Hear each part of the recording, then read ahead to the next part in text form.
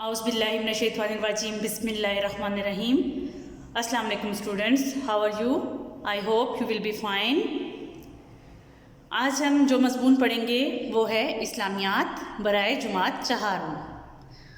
इसमें हम आज बाब दोम ईमानियात और इबादात सबक नंबर 1 ईमान, इसके बारे में चंद क्वेश्चन आंसर्स जो है ये पढ़ेंगे।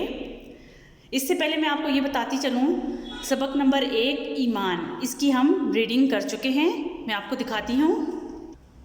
स्टूडेंट्स, ये 4th क्लास की इस्लामियात की बुक है।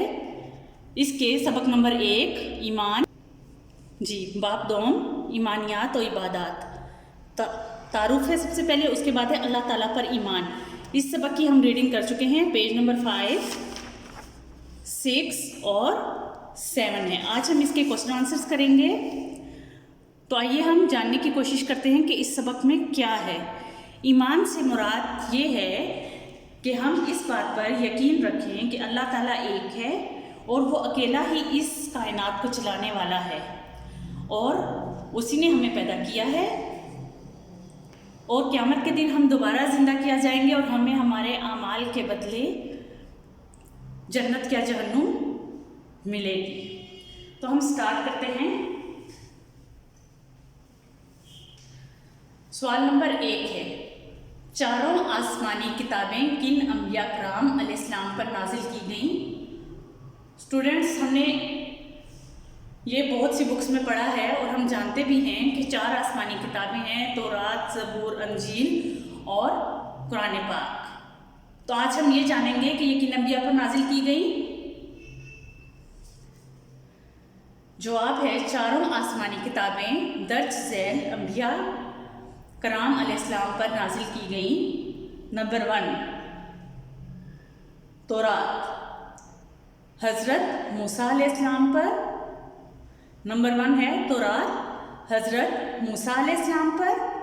नंबर 2 ज़बूर हज़रत दाऊद अलैहिस्सलाम पर। नंबर 3 है अंजील हज़रत ईसा अलैहिस्सलाम पर। और नंबर 4 यानी कि आखिरी किताब जो हम सबको पता है, कुरान पाक, हमारे प्यारे नबी हज़रत मोहम्मद सल्लल्लाहु अलैहि वसल्लम पर नाजिल की गई।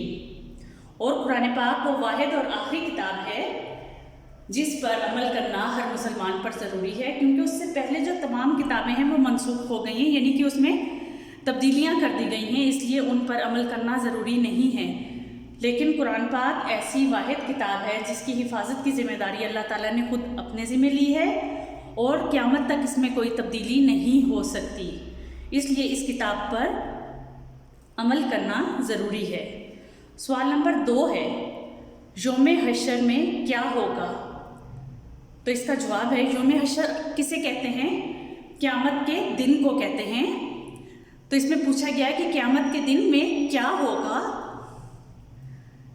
इसमें क़यामत के दिन तमाम इंसानों को दोबारा ज़िंदा किया जाएगा। तमाम इंसानों के अच्छे और बुरे अमाल जो हैं वो अल्लाह ताला की अदालत में पेश होंगे या अल्लाह ताला के सामने पेश किए जाएंगे। फिर अच्छे अमाल वाले जन्नत में दाखिल होंगे और बुरे अमाल वाले दोज़ख में डाल दिए जाएंगे। दोबारा आपको बताती चलूँ, यौम हशर यानी कि क़यामत के दिन में क्या होगा। तो इस दिन तमाम इंसान जो हैं इनके अच्छे और बुरे अमाल अल्लाह ताला की अदालत में पेश होंगे। फिर अच्छे अमाल वाले जन्नत में दाखिल किए जाएंगे और बुरे अमाल वाले दोज़ख में डाल दिए जाएंगे। स्टूडेंट्स, आज इतना ही। इंशाल्लाह कल हम इसके तफसीली जवाबात करेंगे। तब तक अपना ख्याल रखिएगा। अल्लाह हाफ़िज़।